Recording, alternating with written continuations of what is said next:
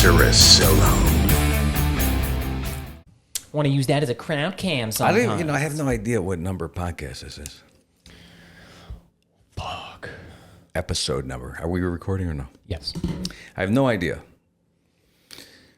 I haven't taken the time to count them.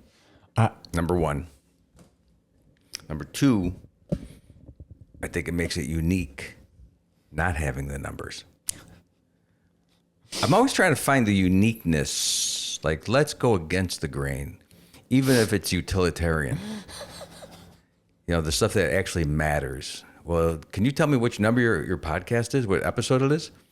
I don't number them. I know it's the one where we change tables. So we're going to go with a, oh God, what was it?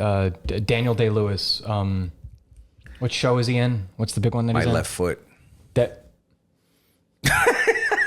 That's the greatest Daniel Day-Lewis, and I can't even believe I remembered that. So, yes. No, Dayman Nightman. Am I supposed to know this Daniel Day-Lewis reference? I mean, I was hoping. I feel like that'd be the character that you follow. Yeah, he's in a show that I cannot recently. I think it's over at this point. Are you talking close enough to the mic? Seems like you're. I'm bring it close to you. I know you have a little bit of a phobia. I turned down the gain on it, or I turned down the gate on it rather, so it can keep up with me more. All right. So yeah, I don't. My Daniel Day-Lewis memory is him in a very awkward position on the floor, where his foot is the only thing that he can use, and man, he knows what he's doing with that foot. It's Always Sunny in Philadelphia. That's the one. It's a Daniel Day-Lewis production? Is he not in it? Are you talking about the guy that was in the movie My Left Foot? No, I'm not sure what you're talking about at all. Seriously? Yeah. Wow. Who's Daniel Day-Lewis? Is he not Mr. Dayman Nightman himself in It's Always Sunny? You know, I thought about this before you came. Who cares if we have the facts? Most people in a podcast will Google it and then, here's it, and they give the information. This isn't about being real. This is not about being right. About facts. It's not about being right. My whole thing, like if someone said to me, eventually someone's going to ask me, what is your podcast about? And it's not about nothing, because there is something. And I don't want to be a Seinfeld reference. It's about what I know, which is a lot of pieces. A lot of a little and a little of a lot. It's just a lot of stuff without accuracy. That's what I know. I know a lot of stuff, but I can't give you the exact stuff. I can get you close, and then the feeling of it, like it sounds right. Excuse me, Google, what's the answer to this question? This feels right. Well, if you're asking me, right? Like, what's the average number of friends a 6-year-old woman has?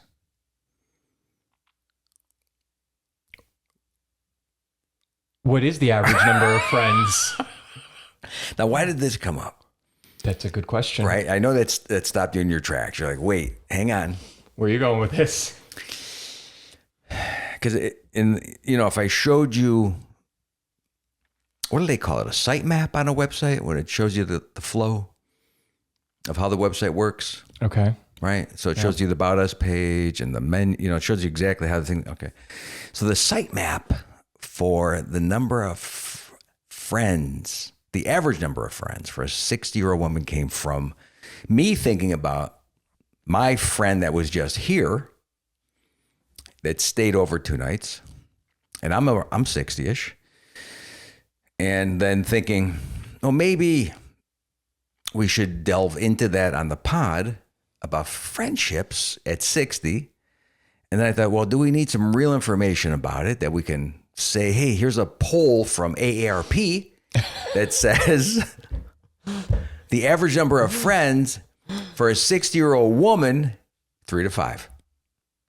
Now, if I'm wrong on this, say we just forget the actual survey, and you ask me what the average number of friends are for a 6-year-old woman, I'm like, I don't know, I would say like two. Two. It doesn't matter if I'm right. I'm in the ballpark because there's probably two, and I'm accurate because I'm giving you a number. I didn't say donkey. I gave you a number. Average number of friends for a 6-year-old donkey. That would be incorrect. That'd be a bad podcast where the answers don't. At least my answers make sense. It was a number. How many miles to the gallon does this car get? At least 2. He's not wrong. How many miles per gallon does a Tesla get? Well, It's electric. It's electric. Hey, similar to a 79 Buick LeSabre, it's at least 2. That's not the joke. In fact, as I said, I realized it was electric, so I was even way off. See, that's what I'm talking about. Yeah. That kind of thing you got to throw out. This kid doesn't even know that the Tesla's not electric, and that 6-year-old women don't have donkeys or call them donkeys as friends. It's too bizarre. Now, don't get me wrong. I like that kind of pod. I like a bizarre, where's this guy going? And if he leads me nowhere, like a movie that ends with a weird ending, Yeah. and you're like, what? It's over? What's the difference between a shitty ending like that of a movie that ends, where you thought the guy was going to get the girl and he ends up, doing a wood burning thing at the end where he carves a Christmas tree into a piece of balsa wood and it ends. And you're like, what was that? Is there meaning to that? Why was he carving a balsa tree or a Christmas tree in a piece of balsa? Why was he doing that? I hate this HGTV movie. Whatever it is that you're describing right now, I hate it. It's just that actually there is no movie like this, but it almost sounds like you want it there to be because you're like, you already said HGTV, which means you've seen something similar to this. Hallmark has all of those movies and I hate them. I hate them all. But what's the difference, Donnie? The good ending and the bad ending. You still are walking away going, I got to wash my car now. The whole point was to avoid, the whole point was to avoid washing your car. That's why you sat down to watch the movie anyway, to kill time. So it doesn't matter if it was good or bad. You wasted time. Are you telling me that you were supposed to wash your car and you just haven't, you've been avoiding it by watching these shitty movies? No, see, that's the beauty of this podcast. None of this actually has a message or a meaning. It's all about not going down the message and meaning route. Doesn't matter how many friends an average 6-year-old woman has or the average number of friends.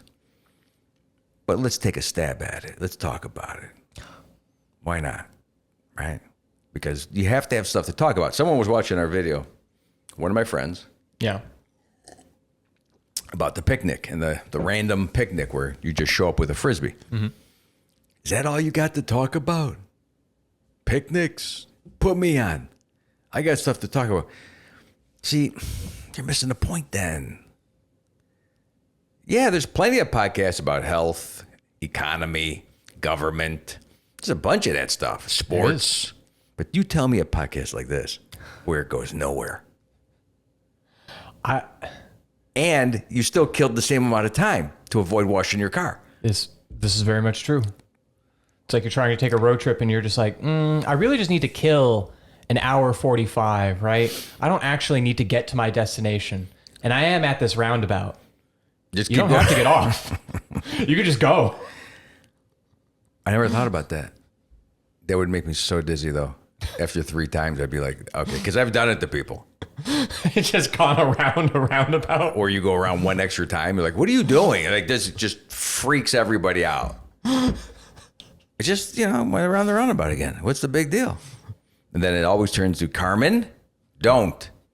Stop this behavior now. It's too early, or we have friends in the car, or I'm not in the mood. Carmen, we have ice cream in the car. We have to get home. We have ice cream in the car. We're trying to get home. Like, don't ever tell me you're trying to get home.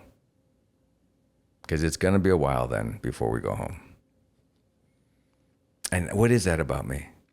What is that behavior that wants to go against? Like, I really have to watch myself. I have this overlord that watches me and says, don't do it now.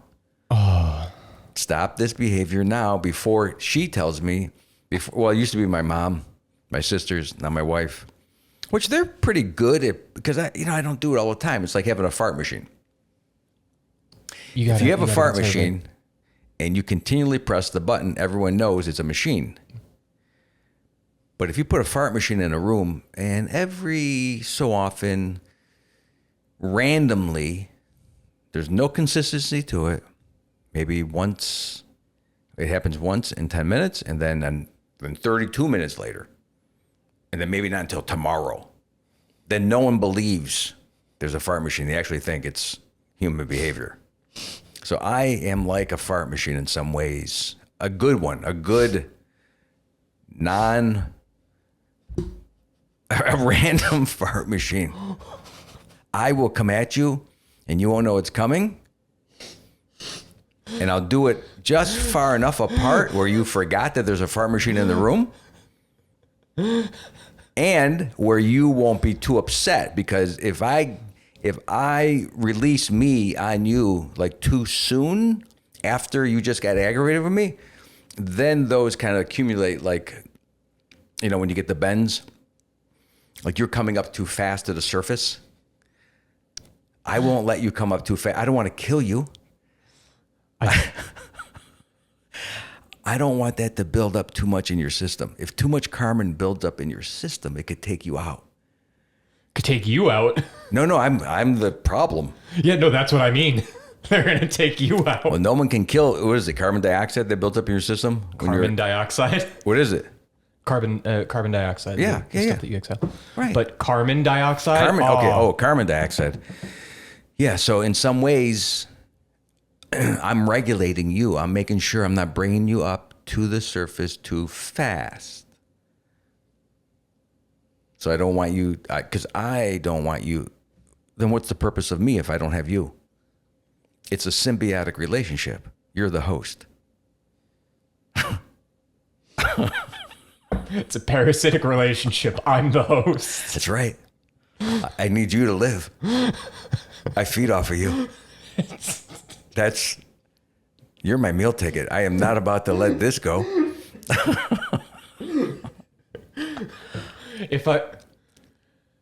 Because I am at my heart also a creature of chaos. Can you, for me, include a whoopee cushion in your fart machine project? I have. Let them start to think that there's a fart machine and then find the whoopee cushion. Okay. I like that. And then the fart machine again with the whoopee cushion in their hand. It still stays there. So the fart machine still doesn't get blamed. Exactly. So what you're doing is... It's a red herring. The red whoopee, farting. The whoopee... Don't have a red farting.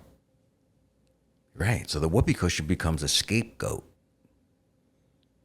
You're blaming this piece of rubber, which no way could have done. Ah, you guys got me. But no way I had whoopee cushions when I was a kid. I couldn't afford. We didn't have fart machines, okay? I mean, yeah. That's how sad. That's how hard. You want to tell a kid how hard life was back in the day? Wait. I had to fart myself both ways uphill in the snow. No, we had to blow into a very tight little rubber gasket to inflate like a balloonish figure. Yep. And then place it, and then to actually convince someone to sit on it versus pressing a button easily and making the noise, which... Just mounting it on a chair. This is never going away, by the way. This is what people want in their life. Fart machines? Yeah. This kind of behavior, if people frown upon it, then through evolutionary Darwin processes, the fart machine would have been extinct by now. But it's not. It's living. It's even better. It's evolved into something even greater than the whoopee cushion. Are we recording this? Because this is genius. This is low key. I almost regret it. But yeah, this is absolutely going on a record. You heard it here first, ladies and gentlemen. The fart machine is on the evolutionary chain. This is the future. If we had that chart of where the fart machine was bent over a little bit, and as it evolved, it stood straight up. The whoopee cushion was bent over a little bit. The whoopee cushion was deflated. first. Well, the whoopee cushion probably represents some type of single cell animal just like whatever. Is the stink bomb in this evolutionary chart? How do you make a stink bomb? I Like, mean, how did you make a stink bomb? I'm afraid to say that I haven't. I'm boring. Oh, you never did? No. You never used sulfur and saltpeter mixed together, wrapped in a piece of toilet paper that you lit on fire? How many times has this happened, theoretically? Oh, me? Yeah. I'm boring. I didn't do anything fun growing up. The most When I we did were was try kids, to be I don't know how next. we discovered this. They might have taught us this in science class. I'm not sure. You know, there were some rogue science teachers back then. Yeah. You know, they weren't, first of all, they probably weren't in a union. They probably weren't worried about their, you know, all the bullshit about teachers back then were teachers. Yeah. They wanted to teach you shit that they did, practical stuff, you know, and I think there were some people that I knew that were science teachers and football coaches. You don't see that anymore.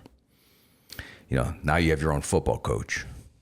I think, right? They don't. Do they take a teacher anymore and make them a football coach? They did when I was in high school. Okay, so maybe it still exists. So somebody taught us, and then the pharmacies were selling, you know, shit right off the element charts. Mm-hmm. You could buy uranium at a pharmacy when I was a kid.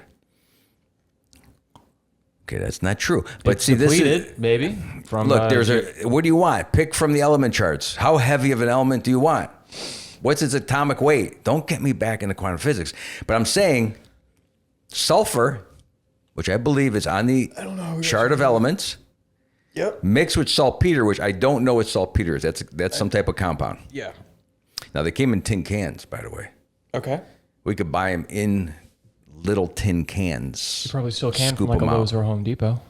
Saltpeter, I don't think. There's no way in hell they're selling this to kids. They won't even sell paint to children. I mean, yeah, it's behind glass cases at Walmart, but I mean, it's not to say that it's Saltpeter's not there. behind a glass. If there's paint, one, bro, paint. yeah. You haven't been to Walmart. I had to show an ID too, just to buy spray paint at Home Depot. This is how stupid the world is now, right? Because showing my ID to buy spray paint does not indicate my behavior and how I use spray paint. Yeah. I still, at 62, am going to use the spray paint in a way you don't want me to, just because of my age. Age has nothing to do with it.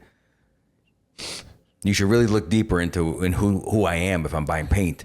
They're going to perform a psychology test on you They before you need, go to yes, buy paint. if this is their goal, they can't just do it with an ID. It tells you nothing about me. That's true. Nothing.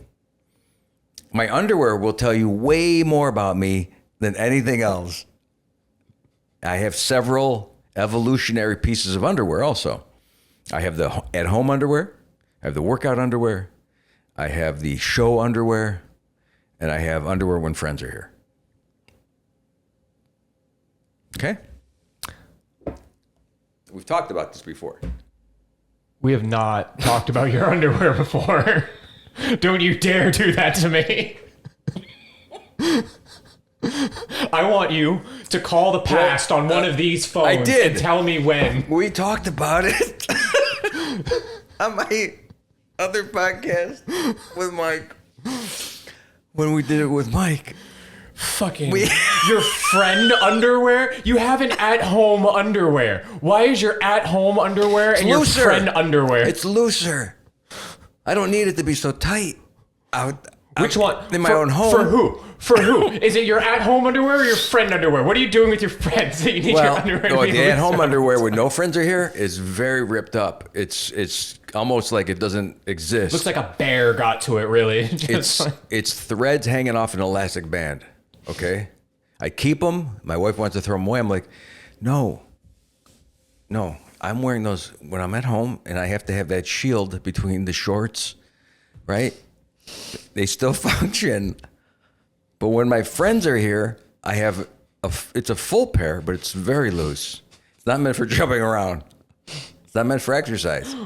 Okay, it's like a jack. It's not like the other pairs that I wear to the gym are like jack straps. They're very tight. They're newer. What are you doing? What kind of exercise? No.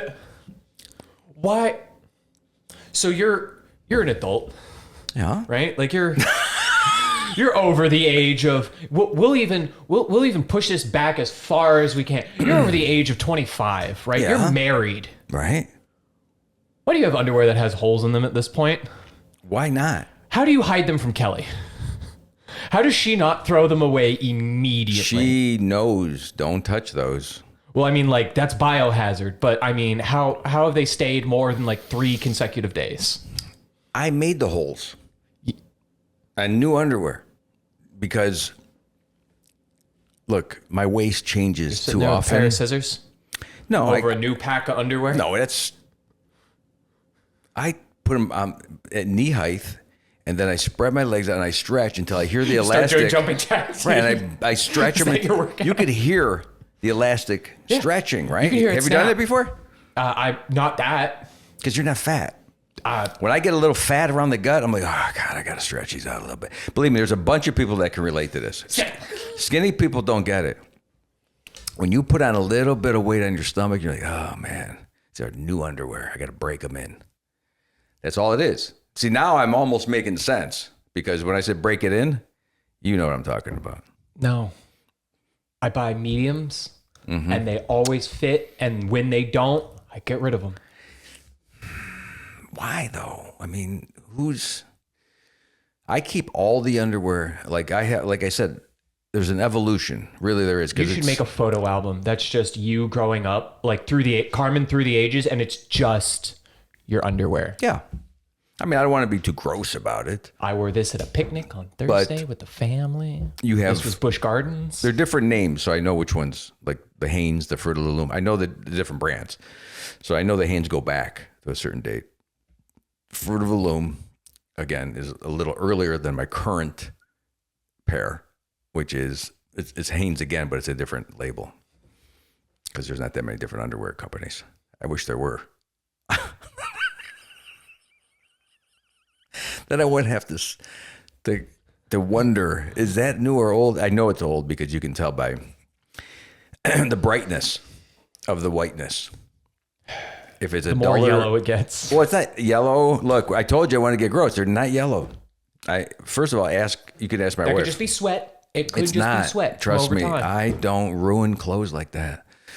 I'm very good at keeping the clothes pristine. You just said they had holes in it. That's one of them is basically string. That's not what you were talking about. You were making a reference to somebody who has problems underneath. No. I just mean they've been worn a lot, not necessarily washed. It doesn't turn yellow.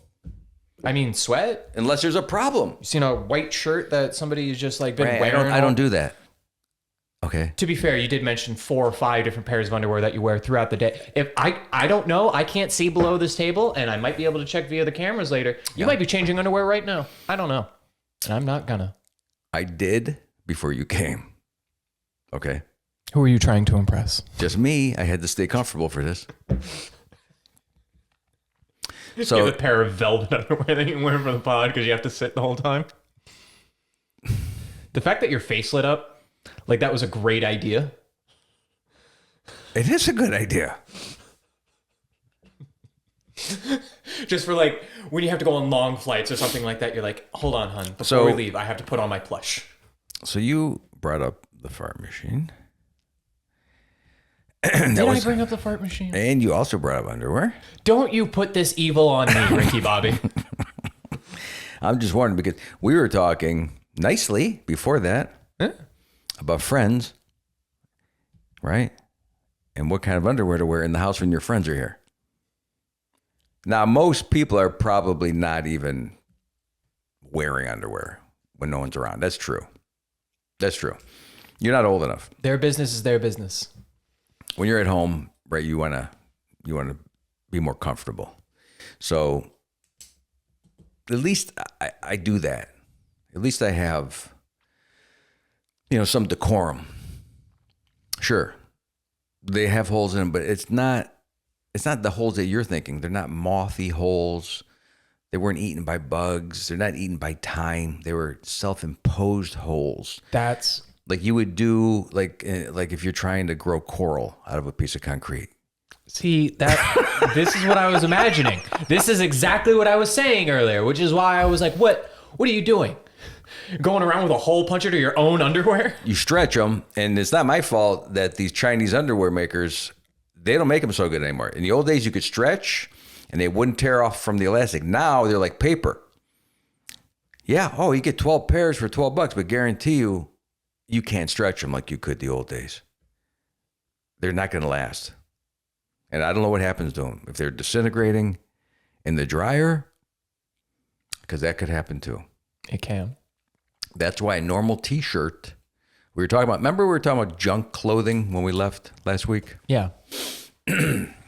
So junk clothing, cheap clothing, it's just not lasting. Go buy a t-shirt. This is a niche market. Who had a niche market for t-shirts in the 80s? You would go to Kmart. You could go to Gold Circle. You could go to any department store that existed. Target was around in the 80s. Mm-hmm. And buy a t-shirt, there was a t-shirt. Yeah. It fit. The collar never, the collars stayed in shape, right? You put a junk t-shirt over you. After about 3 times, this collar starts stretching out. So it looks like it's swooping. Get a big old V-neck. Right. And then sometimes you wash your shirt, and then one side of the shirt is longer than the other side because the material was not consistent. And then the seams are busting because they didn't use as many thread count, whatever they're doing. So now the niche market is, my wife actually spent money on what was called a classic, true classic shirts, right? It's just a black t-shirt. Yeah. You know what she paid for the shirts? A ridiculous amount of money, which I did not sanction. I don't want an expensive t-shirt.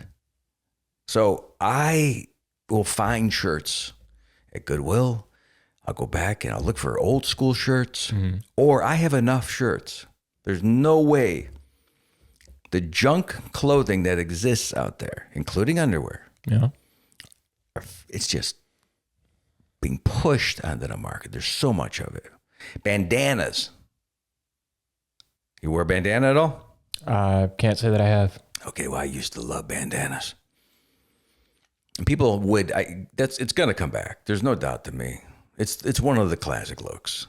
Wearing a bandana. You got to have hair. It's at least an accessory. When I had hair, the hair would come over the bandana. It was just, oh man, what a look. So now the bandanas are only printed on one side. What? I'm not kidding you. What? Go try to buy a bandana and flip it over, and you'll see that they didn't bother printing the other side. Yes, you can see through it and see the other side of the design, but because they didn't print on the one side, the material feels weirder. And when you go to tie them together to put them on your head, it's about 1/3 of the thickness, so it can't catch any sweat. It's just the look of a bandana. You got to buy a bandana from some hippie who's having an estate sale. And then you can get all his bandanas. He's selling them for $1. Like, he doesn't even know what the bandana market's like anymore. So I'm swooping in. I'm getting all the cool styles. I have them. They're in my drawer. That's what I was waiting for. I got a bunch of bandanas. We could put this, if we had an actual, look, the pod, we don't make any money here. So I don't know what you people want. You're not listening. And when you do listen to this pod and you hear me saying to you, if we had the funds to have our separate pod website, and then a photographer that would take pictures of my underwear, my bandanas, and put them up. Look, and that's what they used to say. You could see it on www.carmenciricillo.show.com. We don't have that. The Ciricillo Showcase of Fame. Right, you could see I would the call underwear. It the Ciricillo Showcase of Shame. And we would auction off a pair of the underwear for charity. What charity are you selling your underwear for, Carmen? Don't wait until I take a sip to say something. I'm going to do it every time. I made a mess. I don't have a lot of water left. I sold a hammer online that I made a commercial about, a fake commercial called Bob's Hammer. That thing sold for $260 on eBay, and I gave it all to charity. Okay. So it doesn't matter. They'll buy the hammer. They'll buy the underwear. Just pick the charity. Now, we should do a decent charity. You know, something. Maybe that's affiliated with the underwear. You know, bottom coverings for some type of third world country. please just pay for this man who thinks that he's homeless to get new underwear because this is a problem. Or repurpose it into car rags. Underwear. No. What? No. I don't know where you're going with this. Wait a second. I'm on to something. If you're washing my car, I go to this high-end car wash. Because a lot of these car washes now are machinery. It's all machinery. You pay, you go in. They got the bubbles now that are different colors to make it seem like, it's worth the money. Yep. It's the same shit. It takes about 3 minutes for $26, or you can buy a monthly pass for $29. So everybody buys the $29 pass, and they never go back for 2 months. So they know what they're doing at these places. They wouldn't offer a $29 pass if they didn't know what they were doing. Yeah, they do. But the old school car washes, you come out and there were like 6 people wiping down cars. Yeah. If one of them pulled out an old pair of underwear, started wiping down my window, and then convinced me that look, we've tried everything. We've had chamois, we've had towels, we've had terry cloth. It's this certain brand of Hanes, but it has to be worn by a 6-year-old man for a certain period of time. Those are the most absorbent. Nothing knows how to eat through crime quite like whatever's living in Jerry's ass. But I'm telling you, it'll make your windows spotless. Right. So don't fight it. Don't fight it. And by the way, he donates them. It's a charitable thing. To what? To the car wash. It's a donation. They're going to mount it on the wall? No, for them to use, because he knows how good. What he's doing for society is greater than what he can make by selling these things. I think it's a smart thing. That, maybe someone asked me if someone did ask me for my old underwear, because it has some special use. I'm not saying the car wash thing is real. I was just trying to imagine New York. You're driving down the street. You get to a red light. 3 people run up to your car. Right. 2 of them just pull out. They call them the Squeegee Boys in Baltimore, but you could call them the Hanes Boys. The Hanes Boys. They're coming for It's a new gang of homeless that use used underwear to wipe your windows down. You ask the question when they're on the median, you pull up, you have to stay there. It's a red light, it's a law. You're forced. This is some forced audience stuff. This would be great for comedy. The squeegee is just super starched underwear. It's a Hanes. You don't forget the squeegee. You use the to get all of the water off. Like they have a super soft absorbent cotton brand of Hanes, and like that's how they get the sponge. Right. And then when they need to get it off, you know how typically they flip the squeegee over. Right. And that's the starch. It's just starched underwear. It's just stiff as a board. That looks weird. Does it? Yeah. You're washing a car with underwear. You're worried about the line? Yes. I don't. Yes, that's too far, John. It's too far. Yeah, you did. You did. I would say because of the way the underwear, it's like a baseball mitt, right? You put your hand in one of the leg holes. Then you got the back of the underwear as the shine.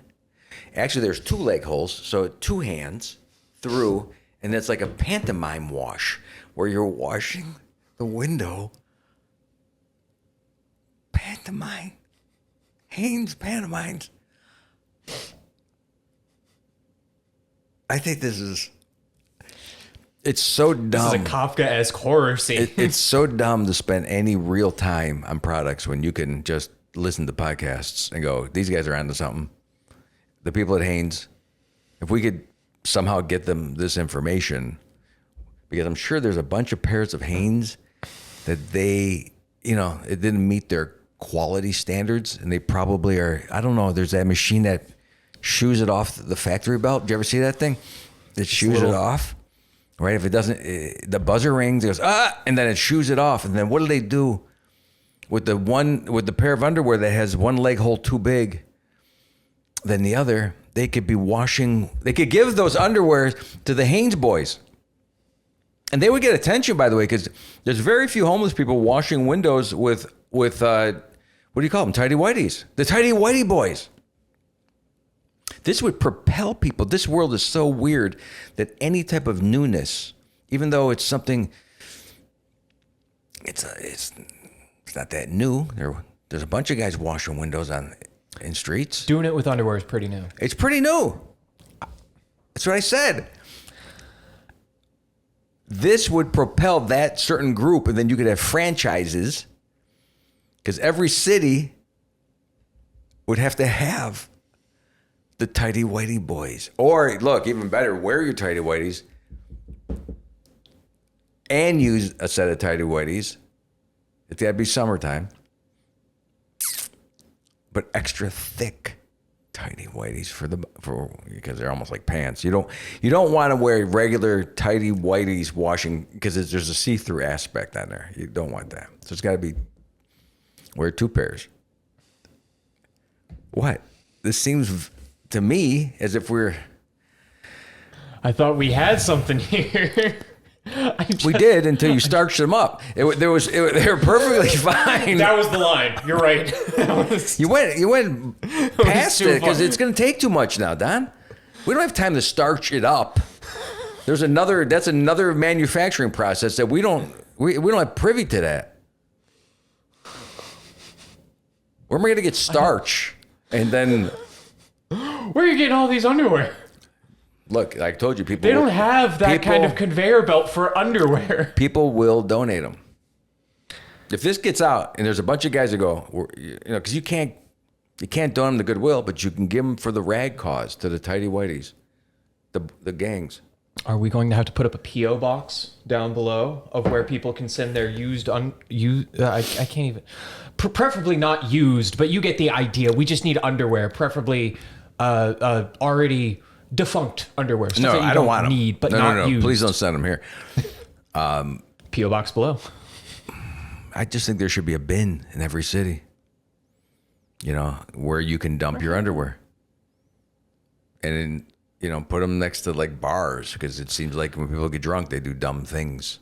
I don't think I'd want the underwear that was put in next to a bar, because it feels like a lot of that underwear is going to come from patrons of the bar. Right. And not a lot of that underwear is going to be in very good condition next to a bar. We will wash it. We're not going to starch them, but we'll wash. I'm not washing them. Look, I'm not going. First of all, I don't need I don't want to plan this whole thing for everybody. I'm just as a gesture. I don't do much.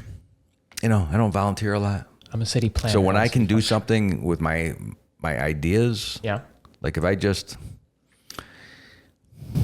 ever see the shows where it's just the brain under a glass? It's got that little cake glass over the brain, right? Old school movies had it. I think there was a movie called The Brain. And they would ask the brain. You ask AI this, it's not going to give you a decent answer. I don't think anything could give you a decent answer for this, Carmen. All right, so we went off on a tangent. A little bit. Which is fine. Is this why most 60-year-olds only have somewhere between 2 and 5 friends? You think? No, because they're very conservative. It's just me. I lose friends by talking like this. This is where I lose friends. But unbelievably, people keep contacting me. People keep coming back. In the last week, I've been contacted by like 7 people and this happens, when it rains, it pours kind of thing. Yeah. I don't know if this happens to you.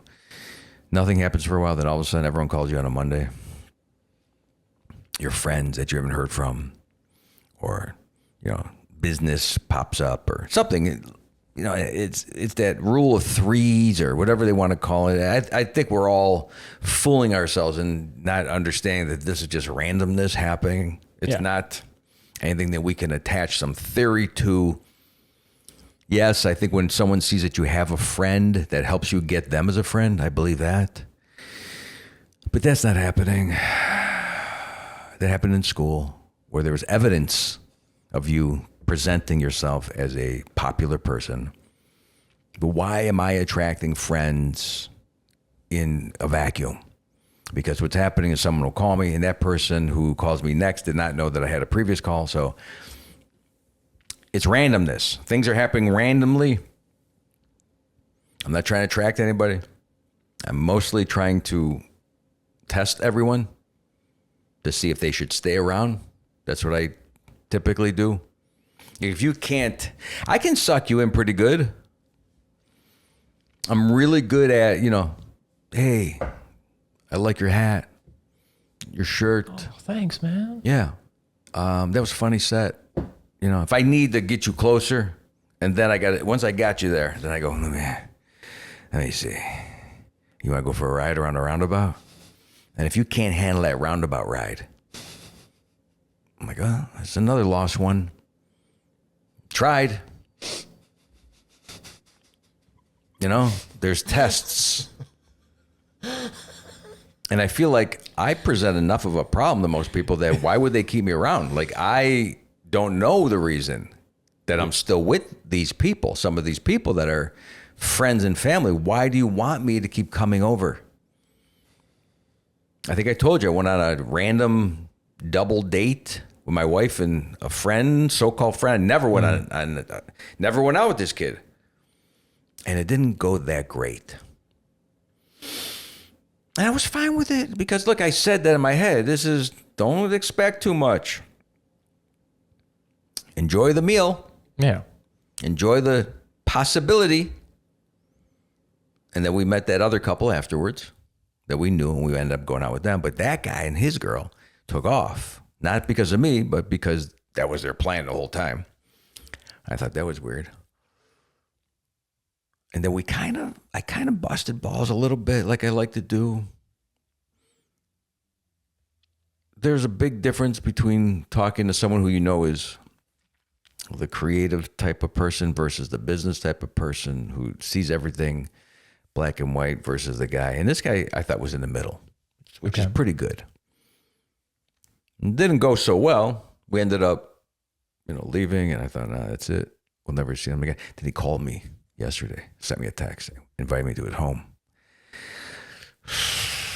How? It didn't go that well. You passed the test for him. Why are you keeping me around? What did I do? I didn't pay for your meal. What is it? And how are you using me? Yeah, it can't be just a friendly relationship because you like me. There's something I did that you like, that I upset your girlfriend and you wanted her to be upset. So we brought in the upsetter. Let's bring in the turmoil. Hey, I want you to meet this guy. He's a great guy, but he actually wanted turmoil. I'm being used in most of these cases. Like a marriage counselor, mostly in that you're going to help me resolve all the problems that I have in my marriage. You're not going to do anything just by being you. Is that a form of imposter syndrome? I've heard this before where people don't believe that they're funny and deserve, right, to be a comedian and get ahead. So maybe I don't believe that I deserve to be someone's friend. I'm not good enough to be your friend. No, because you're trying to lure them into the car to go to the roundabout. Like you're trying to take them with you on whatever your crazy adventure is, and you just can't believe that they come back. Well, I just said that to make the pod interesting. I know I'm a good friend. I treat people to ice cream, and then they have to deal with me for 2-3 hours, but then we go get a treat. Oh, yeah. I am pretty good at being a friend when I'm in the mood. I don't know if is there some disclaimer is that allowed in a friendship relationship where part of the friendship you understand that sometimes this guy's a dick when he's not happy or cranky, or he could get this way and you accept it? I mean, yeah. That's a friend. That's what a friend is, right? So when I looked at this list of friend things for a 6-year-old woman, it just popped up. Some of the things were to like get rid of people, when to get rid of people, like if they become too toxic. That's today's words, which means if they complain a little bit or they drag you into their shit. Mm-hmm. But isn't that being a friend? That is not great advice from AI. Then you'll have nobody. You have to be the kind of person that can listen to some crap without going, I am done with these people. I feel like your tests are also... Are you getting your ideas from AI? No. You can't help it now. We can't help it now. Real statement for you. I think you have obstinance defiance disorder. If somebody sets up rules, you have the compulsive need to break them. ODD. Yeah. I thought it was, honestly, you were one of the few people who make me believe that that's real. Obstinance defiance disorder. Yep. You have to just be obstinate. You have to be against the grain. Yeah, but definitely I do not accept anything at face value. Sorry. I don't trust it. If you present to me, I'm looking for the cracks immediately. I have to. It's part of my protection disorder that I have, the protection disorder agenda, PDA. It's another disease that I have. It's not what PDA means. Well, there's something that makes you defensive. It must be a disorder. It must be something because I know a lot of people. We don't like you until we like you.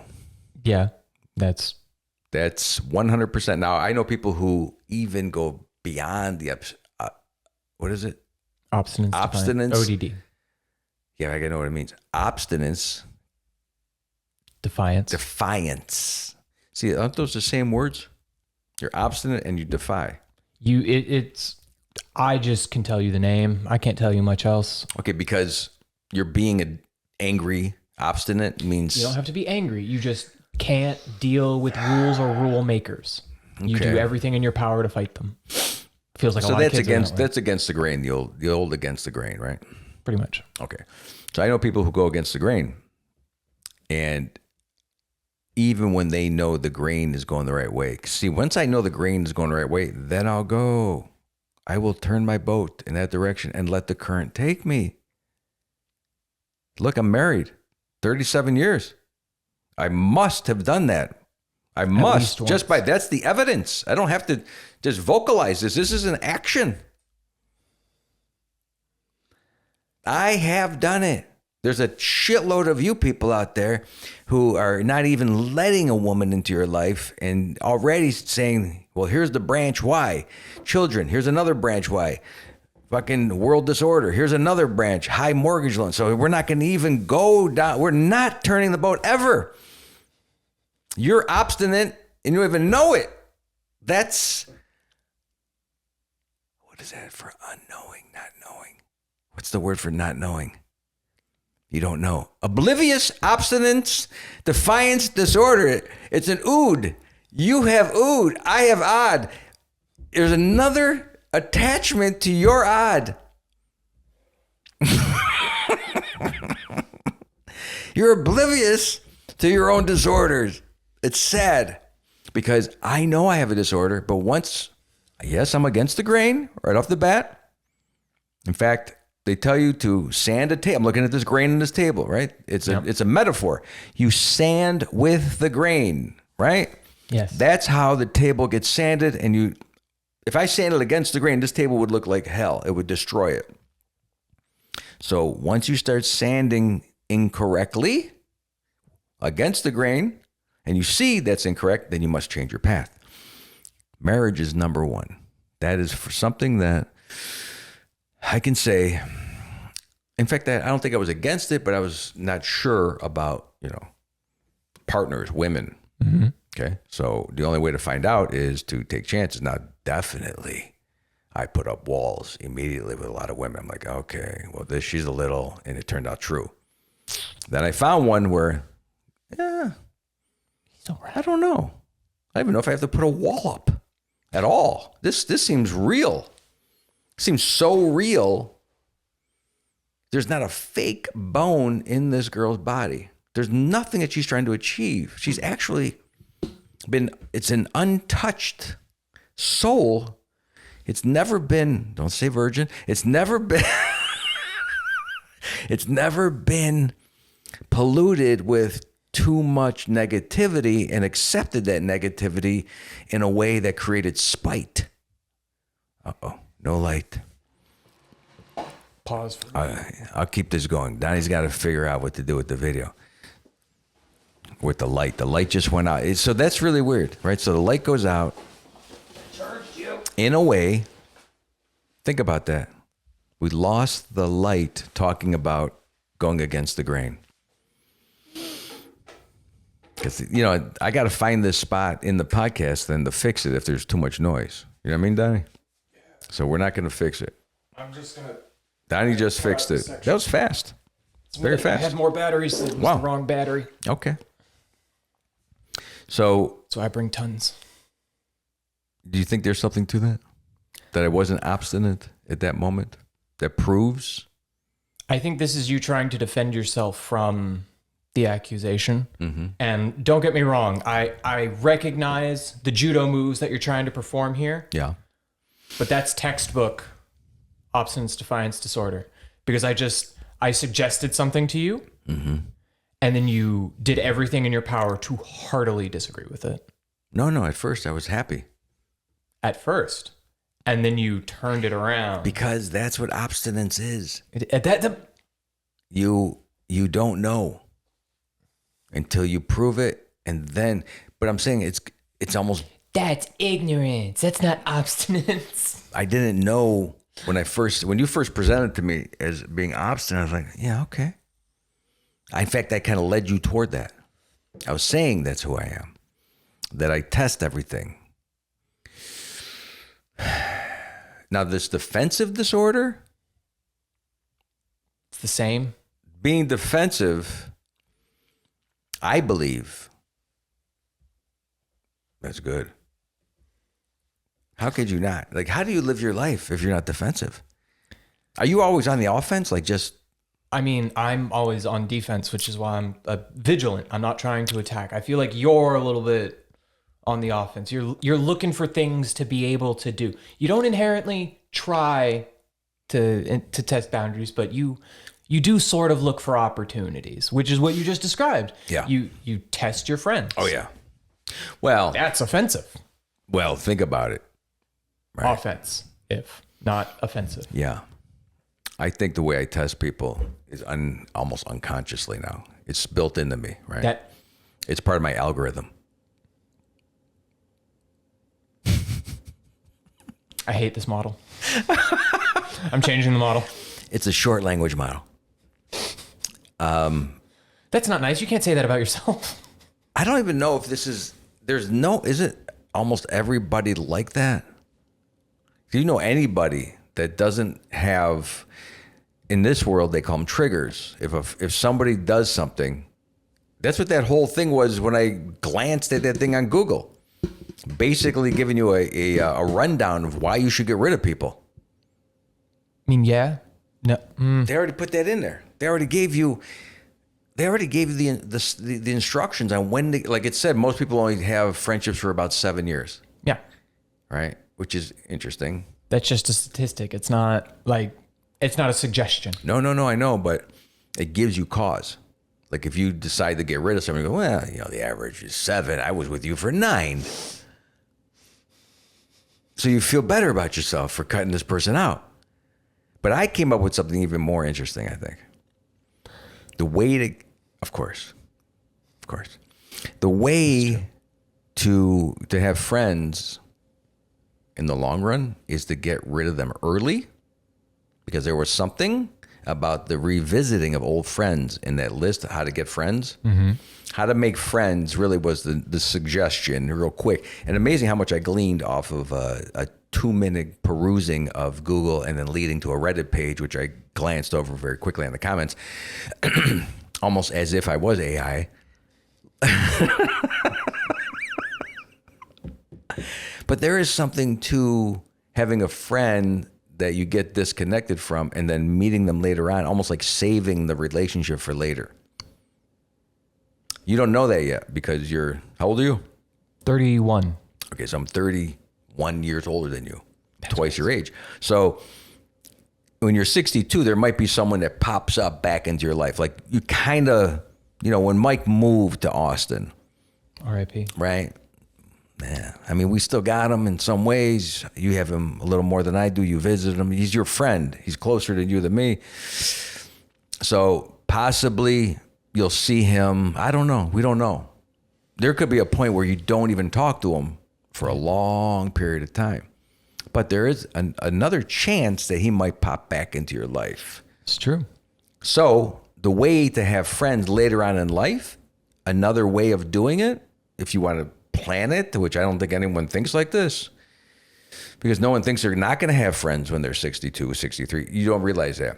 I've heard more old people discuss that they're lonely, their friends are dead or gone, their wife's dead. You know, just all this, right? It's fucking sad. Yeah. But if you cut out some of the people right now that you're with, just don't have to give them a real good reason. Don't end it. Don't end it badly. Just kind of drift away from everyone that you're currently with right now. Form a new group of friends. Those friends could revisit the friendship later on when you need them more than you do now. You're treating them like they're preservatives. You have to. This is what Google says. You're going to take relationship advice from Google for friends? There's so much of it. It just seems the preponderance of evidence that is presented to me suggests get rid of your friends now. You're going to get rid of your friends before you get rid of that old crusty underwear?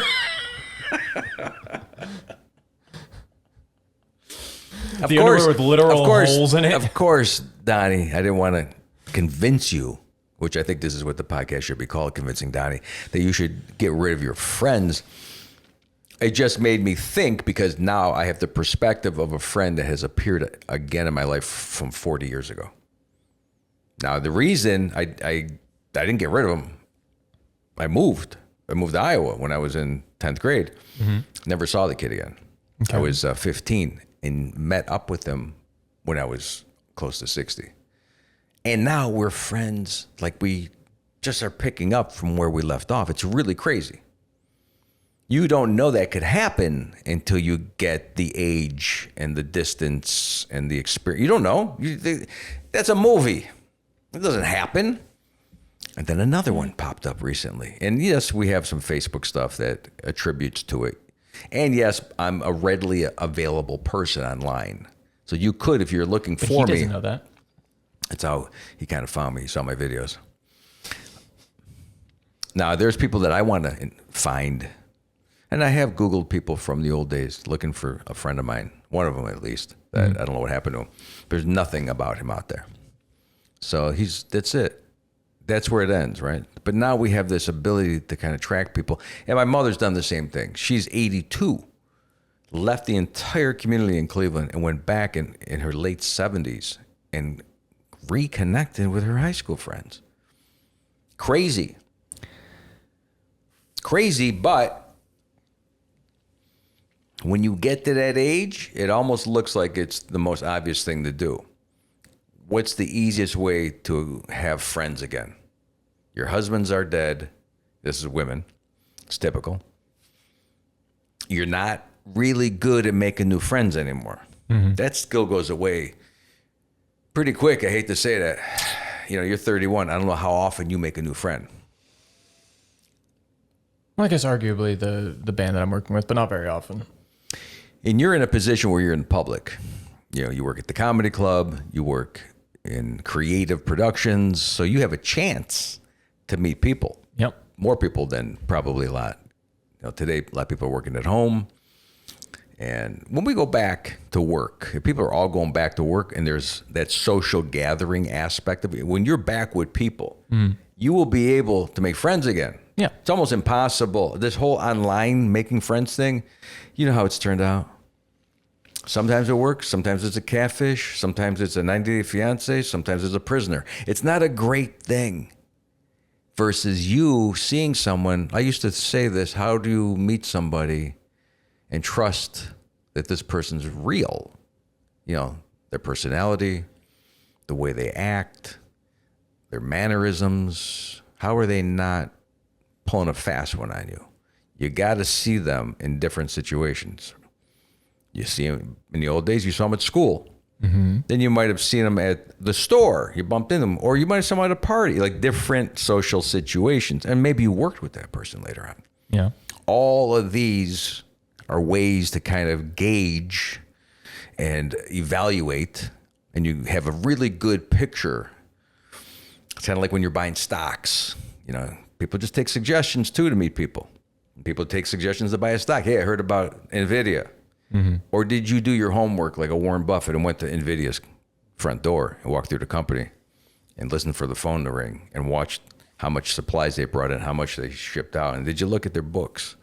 It's a big difference from someone saying, I know this girl, very sweet, should take her on a date, versus you meeting that girl at school, at church, at a party, at work, and seeing over time, and you start to fall in love with that person. You start to really, and whether it's a love thing or if it's a friend thing, you start going, that guy's he's a good guy. I like this guy. We click. Whatever it is, friendship, relationship. Mm-hmm. You don't know. You have to judge everything like that. If you take it at face value and say, oh, that guy looks good, the cover of this book, we're going to just take the value of that from the cover, and we're going to say this person is who they are, and right away you get involved. And this is what happens with a lot of people. 2 years before you get married of dating, 2 years before you even move in with somebody, I would think. A while. That's not always the case. And then everyone's surprised, except you're surprised. No one else is surprised. It's funny because the world really, I think, is so much smarter than we let on. We all know. It's just emotion. I want to move in. I want to be with this person. I love this person. All the time. If you don't know him yet. It's even money. I've had family that has been conned and lost a lot of money by schemes, and they didn't do their homework. The homework is not listening to one person saying this is where it should go. Everything for me over time has now become, and maybe I'm a little different than I was when I was younger. The wall has to be there. Nah, I got 2 bricks missing so I can see your face. And then I'll remove a brick a day to get more and more closer to you if it proves that brick should be put down, because I don't know if you're going to punch me or stab me. I got to leave that wall up. I'm just imagining you walking around with an actual wall, like on a wagon, and you just put that in between you and somebody, and you just poke out 2 bricks in the middle of like dinner. Yeah, good. He's like, very nice. I want nice comment. To be able to chat. It's like little Jenga pieces that I pull, see if it doesn't completely collapse. That's it. You're walking around with a giant Jenga tower all the time. I had to see if it holds up. And by the way, when you pull every piece from the Jenga of this person, and there's a solid rod in the middle, a foundation that was never going to let this thing collapse, then you know that's the real deal. It's not a game. It's not a puzzle. Like you said, it's a person, Donny. It's a human. You and your human stuff. Really trying to figure out where you're going with this. You're so concerned about the human. Yes. But you have to be concerned about you. I am also human. Right. It's going to be a surprise. But humans will destroy other humans. Yeah. Your biggest predator for you, it's not a cat, not a dog. It's another human. We don't think about that, do we? I think The Deadliest Game tells us a lot about that. Is this a movie? I think it's also a movie. The principle of what is the deadliest game? It's man. For you. But did you think about it in these terms? We always talk about animals and their predators. I hear this every so often, right? The king of the jungle, the lion. Yeah. Right? And then they talk about the other animals and their predators. I'm not sure I really ever thought about that man was my most dangerous predator against me. I never thought about that until just now. I never really, you brought it out of me. You've made me more leery. I am going to have double thick walls because of this conversation. You've made me consider that what you're doing here today with me could be some type of game you're playing for your group that you're trying to bring. What group? I don't know. I don't know what group you're with. I have no idea. It's the Fart Machine Brigade, by the way. And, you know, this is just the way it is. We were talking about friends, that's why. Friends at 60. At this age. And we also, my buddy brought me some booze. Yeah. Very expensive booze. What is that about?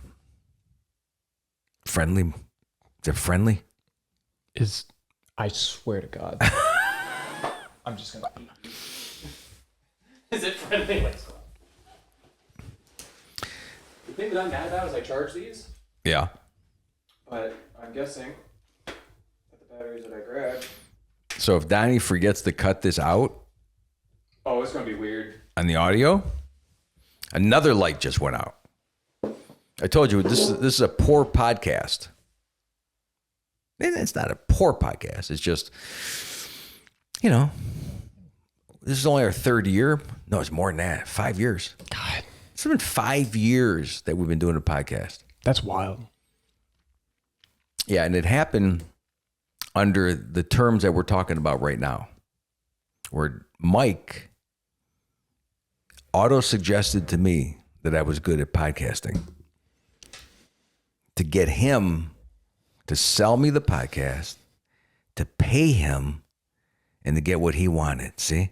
That I don't know how he conned you into that. I did a podcast at McCurdy's. Yep. And he was like, you're really good at podcasting. See, he drew me in. He read me.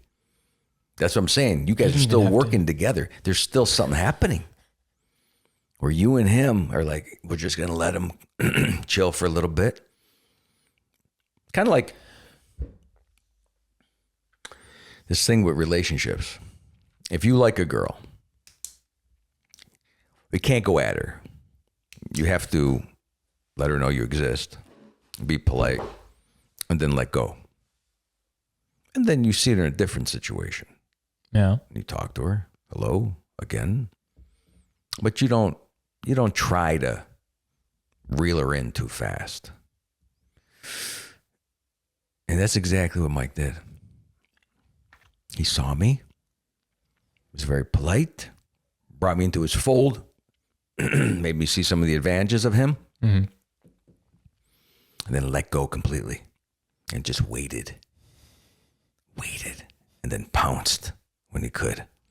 And then we stopped doing the podcast 2 years ago, which is even more genius because I don't know what he's got planned. I have no idea. Whatever he has planned, he let go of me now for 2 years. So I would talk about him and dwell on the old podcast and remember Mike until I'm ripe for some other action that he's about to pull. It's gonna even take me down even further. It's like the fall of Rome. And when I get stabbed in the back, I'm gonna turn around. I'm like, Et tu, Mikey? I knew it. Mike. Just beating you over the head with a microphone. Yeah. I mean, don't you expect that? No, I can't say that I do. I can't say that that's a thing that I expect my friends to do to me. Is just secretly betray me When you're in taking starting when a you're taking a podcast. leak. Okay. Okay. When you're Close in the a door. bathroom, public bathroom, Okay. you're taking a leak in a normal urinal. Yeah. You can't see behind you, right? I typically try to just straight ahead. Not exactly trying to set up a mirror. The whole time you're trying to pee, are you thinking someone's going to bludgeon you from behind? No, that's not. Okay. Well, it's you're not a concern. You're not prepared then. I mean, if you were taking some type of martial arts, If I'm out in the woods, different story. no, there's no one there. th- You're in a bathroom with known criminals. Okay? Why are there known criminals in your bathroom? Because it's an airport bathroom. There's got to be some criminals in there. Statistically speaking. Right. And they're looking for someone who's not looking their way. Someone in a very vulnerable position. Easiest time to get someone. Their pants down. You're telling me you have never had the thought that someone's behind you? I think that's why they're trying to bludgeon you. You're at a urinal with your pants down. Just standing there Winnie the Pooh style. They're like, get the fuck out of here. You have never thought about the possibility. Now, I'm putting this in your head, by the way. It's so sad. Because I feel like I should let it go. You're not. He probably was living a very carefree life, taking leaks like nobody's business, not like the rest of us who are waiting and tensing up for the hit. Like I don't just stand with my feet spread apart. I have one foot in front of the other, staggered, in a position where if you do push me, I can push back. There used to have some, remember the mirrors in the urinals where you could see behind you? Some of the bathrooms and and before they upgraded a lot of these old airports, there used to be mirrors where you could see like rear view mirrors while you're peeing. So you can see behind you. That to me was comforting. I could see behind me, and if I had to, I could make a move. Which, of course, the first move would just turn around and pee on a guy. What's happened to you? Why are you afraid of the bathroom? What do you think's gonna... Like, there are places where it could. But the airport is also, like, there's cameras over here.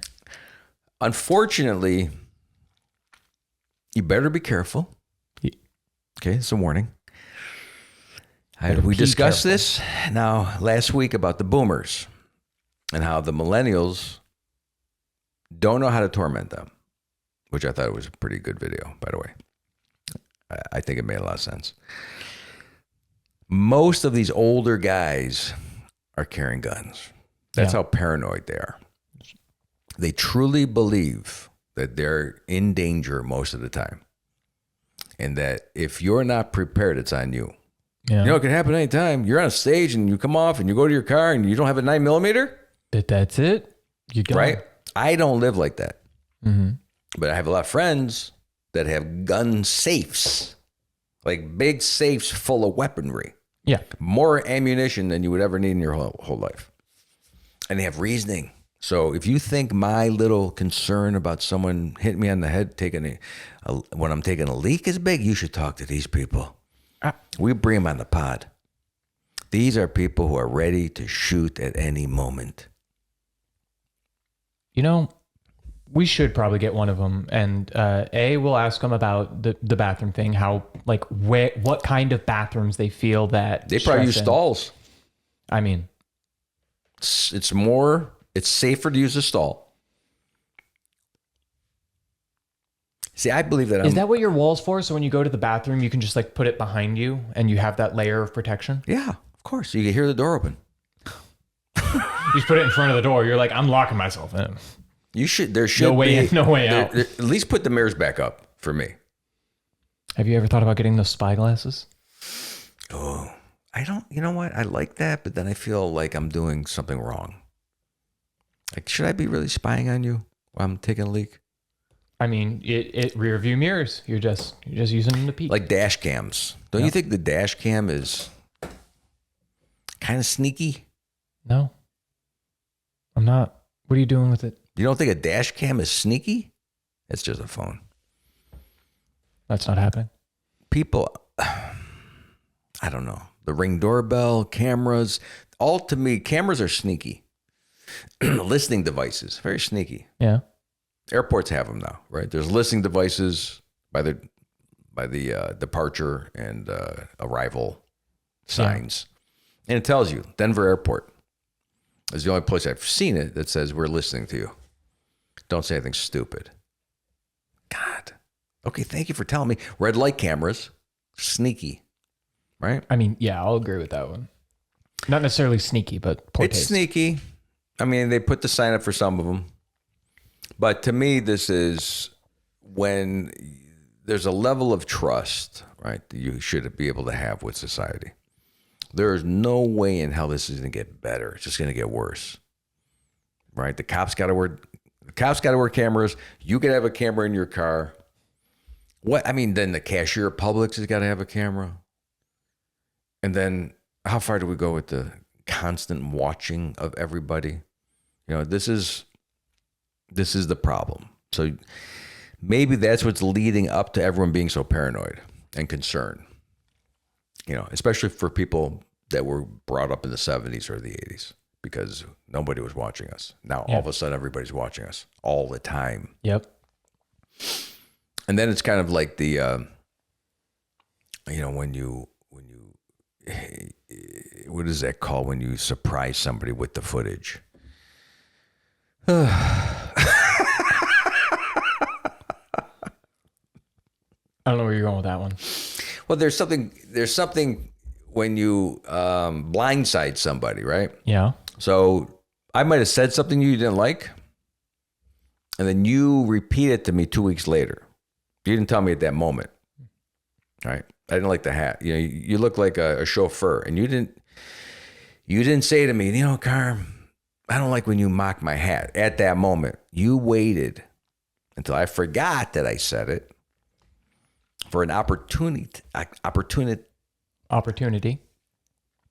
Right. That at a time where I was caught off guard, Well, I said that when I was driving you around a roundabout for the fourth time. Yeah. And the way that you said it to me was in a way that I can't fix it now. See, at the moment, I could have apologized and said, oh, man, I'm just teasing you. And in the moment, I could have felt it. But some people hang on to that shit. And then they wait. And they wait for that opportunity. Yeah. And then they blindside you. And there's a very good reason for that. They like that. They like that they were holding that over you, waiting for the opportunity. It happens in relationships. I don't know, right? You've been in a relationship where you've done something, they don't bring it up until now there's a problem that you have, and they've got some ammunition to fire back at you. For the rest of your life. So this whole idea of surprising people in any way, dash cam, I guess, is kind of it's a weird thing. Yeah. Anytime you don't know you're being filmed or listened to, I think should be kind of illegal. But kind of is. But it isn't. Not in public. That's the line. Not in public. That's true. Being watched in public. That's why so many people are good at upsetting people with those civil rights audits, where they set up their camera on a sidewalk in a public space and they start filming right at the store. And then people who are the customers are getting uncomfortable. Why is this guy filming me? Mm-hmm. I mean, within every logical thought of it, who cares if you're being filmed? You are in public, but they're thinking you're going to use the footage or something, or maybe they feel guilty about something. It's human behavior. You don't want to be filmed if you don't want to be filmed. Yeah. Right? I mean, people used to, even people from the 1930s, when you watch an old footage of someone who set up a camera in New York City, mm-hmm. and people are being filmed, they're all looking at the camera. That was such a bizarre thing. Yeah. And then they have that footage, and then someone puts a caption, this guy didn't know that 100 years later that he would be being watched. It's interesting, but in some ways it's a violation of your own privacy. Did you realize that you were going to be shown 100 years later wearing that hat that you got on that looks like a chauffeur? Maybe you didn't like that. Does it bother you? No. Okay, good. Tell me now, because I won't apologize, but I'm saying I could have. I could have made the attempt. So the idea that someone's being filmed, even in public, people still are bothered by it, but people are doing it on purpose for the purpose of aggravating someone. Mm-hmm. Is that right? No, it's not right. Why are you doing this? Just to get clicks on TikTok? I mean, it's interesting, but now that I keep watching these videos, they got me hooked. See that? I stopped though. Let me just put that. Let me drive that back for a second. I was watching a lot of it, and then like anything else, I started thinking, and people were starting to say, even in comments, "You're just doing this now to aggravate people."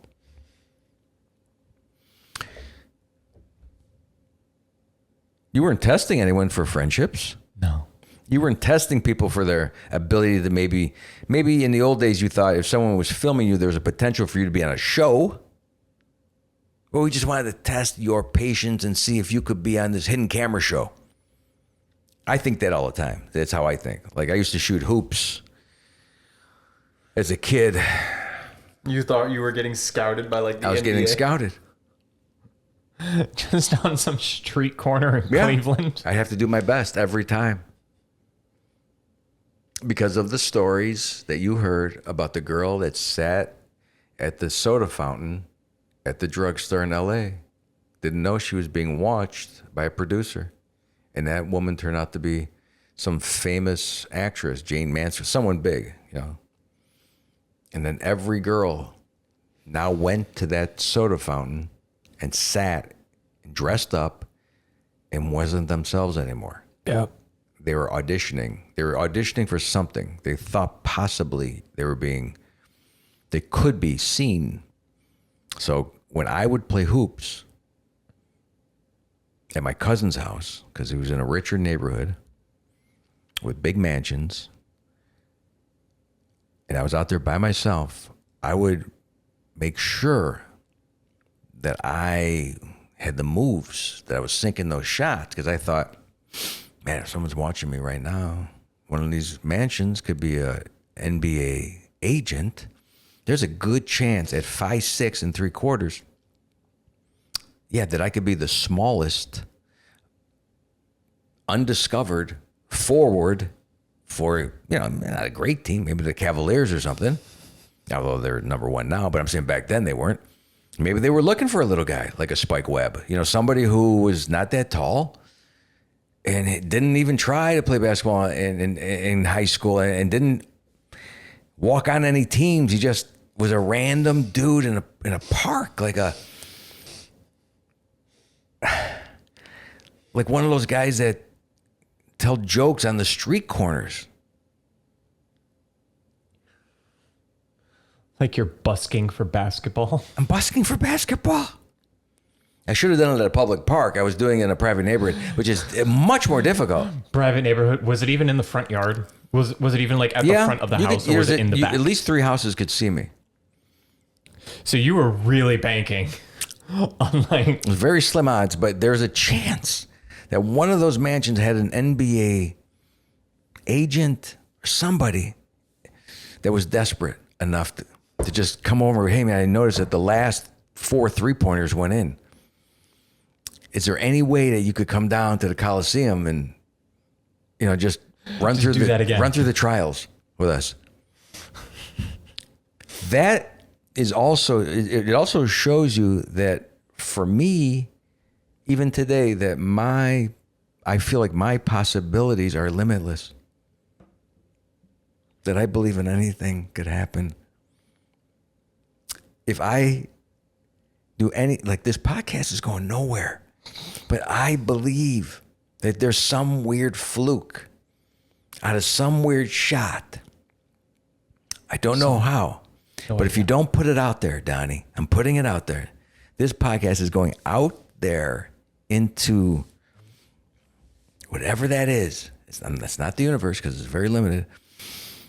And there's very few listeners, but somebody gets bored enough to click on my face and goes, what the hell's this? I got 7 more hours. I need something. I'm driving to, I don't know, Adam Carolla's house, Joe Rogan's studio. I don't know. I get confused with Carmen Electra. Something happens where they go, oh, did anyone catch this guy? Out of Sarasota, him and his buddy are doing a podcast with a freaking card table. Well, we got a new table, by the way. Got a new table. So, yeah. For those of you who didn't notice, about an hour and a half in. Are we an hour and a half into this? We're about an hour 25. Okay. So we'll end it very shortly. But I think that's something. I want to write that down. Possibilities. It's got to go on the title. Are limitless. Really, if you have that, and what do you call that? It's not imposter syndrome. It's not obstinance defiance disorder. It's when you hope too much. It's optimistic. Oh my God. All these O words. Right. But can you see through your lenses that I have all of these problems? I mean, yeah, they are my prescription. Optimism and abstinence and defiance. Optimistic defiance disorder. It's not oblivious. I'm not oblivious to it, though. Oblivious is what I think you guys are. You don't even know that you have it. You have to examine yourself a little closer for the next pod. Is that it? Thanks for tuning in, ladies and gentlemen. Please send in your used underwear to the P.O. box listed below. Oh, yeah, used underwear. That was a great one. This is a great pod.